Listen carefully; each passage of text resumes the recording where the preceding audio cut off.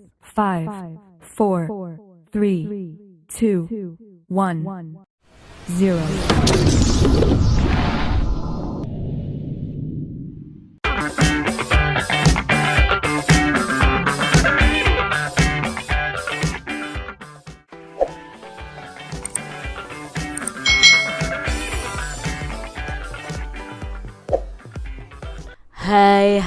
Hai, selamat datang di channel YouTube Kak Citra. Apa kabar adik-adik semuanya? Kak Citra berharap kalian dalam keadaan yang baik, sehat, dan siap untuk belajar ya. Hari ini kita akan belajar bersama-sama masih di tema 8 Praja Muda Karana, subtema 4 Aku Suka Berkarya, pembelajaran yang kedua. Mari adik-adik yang hebat, kita belajar dengan penuh semangat. Adik-adik perhatikan bacaan menjadi petugas penerima tamu berikut ini. Hari ini SD Nusantara kedatangan tamu. Tamu yang datang tim juri penilai lomba kebersihan sekolah. Mereka ingin melihat kondisi SD Nusantara. Udin dan beberapa teman ditunjuk menjadi petugas penerima tamu. Mereka harus mendampingi tamu. Mereka juga bertugas memberikan penjelasan tentang SD Nusantara.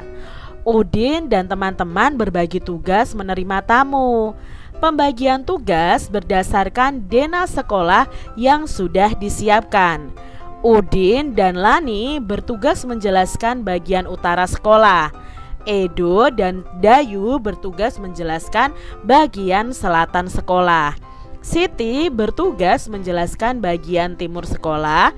Beni menjelaskan bagian barat sekolah. Udin dan teman-teman bertugas dengan baik adik-adik. Mereka menjelaskan program sekolah dengan jelas dan santun. Mereka juga dapat menjawab pertanyaan dengan lancar dan jelas. Para penerima tamu telah bertugas dengan baik. Para juri ini memberikan pujian kepada mereka. Kepala sekolah dan para guru juga memberikan pujian. Semua anak-anak senang dan bersemangat mengerjakan tugasnya.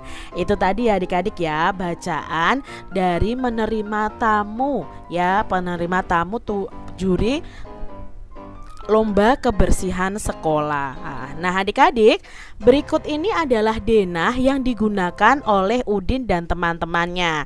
Mari kita jawab pertanyaan-pertanyaan berdasarkan bacaan dan gambar denah yang diberikan. Pertanyaan yang pertama adik-adik, sebutkan bagian sekolah yang dijelaskan oleh Udin dan Lani. Nah Udin dan Lani ini bertugas menjelaskan bagian utara sekolah. Nah bagian utara sekolah itu seperti gerbang sekolah dan taman hasil kerja siswa. Berikutnya, sebutkan bagian sekolah yang dijelaskan oleh Edo dan Dayu. Nah, Edo dan Dayu itu bertugas di bagian selatan, berarti di bagian sebelah sini adik-adik ya. Nah, yaitu lapangan basket, kantin, dan pengolahan atau pengelolaan sampah. Berikutnya, sebutkan bagian sekolah yang dijelaskan oleh Edo dan Dayu. Nah, Edo dan Dayu itu bertugas di bagian selatan ya adik-adik ya. Di bagian selatan sekolah yang tadi ya adik-adik ya, lapangan basket, kantin, dan pengelolaan sampah. Nah adik-adik, bacaan tadi itu memiliki 4 paragraf. Paragraf adalah susunan beberapa kalimat yang mengandung satu pikiran pokok. Nah biasanya penulisan paragraf itu dimulai dengan garis baru. Pikiran pokok adalah ide utama dari sebuah paragraf. Jadi adik-adik kita akan belajar tentang paragraf. Ya, paragraf itu adalah susunan beberapa kalimat yang mengandung satu pikiran pokok atau ide utama ya dalam sebuah paragraf. Nah biasanya penulisan paragraf itu dengan baris yang baru dan kalimat pertamanya itu biasanya agak ke tengah. Contohnya dalam bacaan tadi adik-adik, Edo anak yang rajin ya. Nah di sini semua tugas sekolah selalu dikerjakan. tepat waktu. Edo juga selalu membantu orang tua. Edo selalu mengerjakan pekerjaannya dengan baik. Nah, pokok pikiran dari paragraf di atas adalah Edo itu anak yang rajin. Kalau dari bacaan tadi, menjadi petugas penerima tamu, ini adalah paragraf pertama adik-adik. Nah, biasanya itu paragraf pertama itu ditandai dengan menjorok ke dalam seperti ini kalimat utamanya, kalimat pertamanya ya, bukan kalimat utamanya. Nah, kalimat pertamanya akan menjorok seperti ini dinamakan dengan paragraf. Ini adalah paragraf 1 adik-adik. Dari awal sini sampai titik ini adalah paragraf 1. Lalu inti dari paragraf 1 ini apa? Gagasan pokoknya atau pikiran pokoknya pada paragraf pertama ini. Nah, pikiran pokoknya dari paragraf pertama ini adalah hari ini tuh SD Nusantara kedatangan tamu. Nah, biasanya nanti setelah itu akan dijelaskan tamu apa, mengapa mereka datang ke sekolah SD Nusantara, akan dijelaskan di kalimat berikutnya. Jadi, yang menjadi pokok pikiran dari paragraf ini adalah hari ini SD Nusantara kedatangan tamu. Kita lihat di paragraf yang kedua. Udin dan teman-teman berbagi tugas menerima tamu. Nah, pembagian tugas berdasarkan denah sekolah yang sudah disiapkan. Edo dan Lani bertugas menjelaskan bagian utara sekolah. Edo dan Dayu bertugas menjelaskan bagian selatan sekolah. Nah, dan seterusnya. Nah, di sini adik-adik, pokok pikirannya apa? Oh, pokok pikirannya bahwa Udin dan teman-temannya di sini ada berbagi tugas menerima tamu. Nah, setelah itu pokok pikiran ini dijelaskan siapa saja yang bertugas. Oh, Udin dan Lani. Udin dan Lani itu bertugas di bagian utara sekolah. Edo dan Dayu bertugas di selatan sekolah, dan seterusnya. Jadi menjelaskan tentang pokok pikiran ini adik-adik. Ini pokok pikiran pada paragraf yang kedua. Lalu di paragraf yang ketiga, Udin dan teman-teman itu bertugas dengan baik. Mereka menjelaskan program sekolah dengan jelas dan santun. Mereka juga dapat menjawab pertanyaan dengan lancar dan jelas. Nah, di sini berarti pokok pikirannya adalah Udin dan teman-teman itu bertugas dengan baik. Nah, bertugas dengan baiknya bagaimana? Oh, mereka bisa menjelaskan program sekolah dengan jelas dan santun, menjawab pertanyaan dengan lancar dan jelas. Nah, ini ya akan dijelaskan di kalimat-kalimat berikutnya. Nah, itu ciri-ciri dari pikiran pokok atau ide utama adik-adik, seperti itu. Nah, di paragraf yang keempat, para juri memberikan pujian kepada mereka. Kepala sekolah dan para guru juga memberikan pujian. Nah, di sini pokok pikirannya adalah para juri memberikan pujian kepada mereka karena mereka sudah melakukan tugasnya dengan baik. Adik-adik, cobalah menuliskan gabungan pikiran pokok dari semua paragraf yang Kak Citra jelaskan tadi. Nah, di sini ya, kalau digabungkan, SD Nusantara kedatangan tamu. Udin dan teman-teman berbagi tugas. Udin dan teman-teman bertugas dengan baik. Para juri memberikan pujian. Nah, ini ya, kalau digabungkan semua pikiran pokok dari semua paragraf yang ada. Adik-adik yang hebat, apa yang kamu temukan dari tulisan tersebut? Kamu akan menemukan rangkaian kalimat yang akan saling berhubungan. Nah, kalimat tersebut akan membentuk sebuah cerita yang lengkap. Nah, untuk menulis sebuah cerita, mulailah adik-adik dengan menuliskan pikiran pokok. Lalu kalian bisa kembangkan cerita dari setiap pikiran pokok yang telah kalian tentukan tadi. Itu kalau kalian akan menulis sebuah cerita. Jadi kalian tulis dulu pikiran pokoknya, baru kalian kembangkan. Adik-adik yang hebat, sikap anak-anak SD Nusantara tadi sesuai dengan nilai-nilai Pancasila loh. Mereka itu mengamalkan nilai Pancasila dalam kehidupan sehari-hari. Mereka bekerja sama saat menerima tamu. Kerjasama yang baik akan membuahkan hasil yang baik juga. Para tamu akan merasa senang berkunjung ke SD Nusantara. Udin juga mampu loh membagi tugas dengan baik. Nah, semua anak terlibat dalam melaksanakan program program kebersihan sekolah.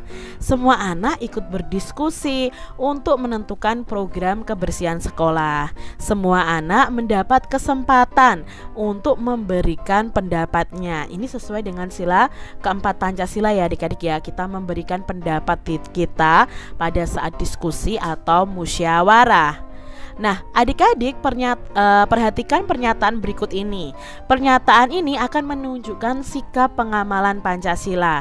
Nah, kita akan menuliskan sila yang sesuai dengan pernyataan tersebut dan menuliskan bunyi serta lambangnya dari sila Pancasila yang sesuai. Misalnya adik-adik berdiskusi menentukan program. Nah, tadi Kak Zira sudah sampaikan ya, berdiskusi berarti sesuai dengan sila keempat Pancasila yang bunyinya kerakyatan yang dipimpin oleh hikmat kebijaksanaan dalam permusyawaratan perwakilan. Nah, sila keempat ini disimbolkan dengan kepala banteng. Lalu ada sikap atau perilaku bekerja sama mengerjakan tugas.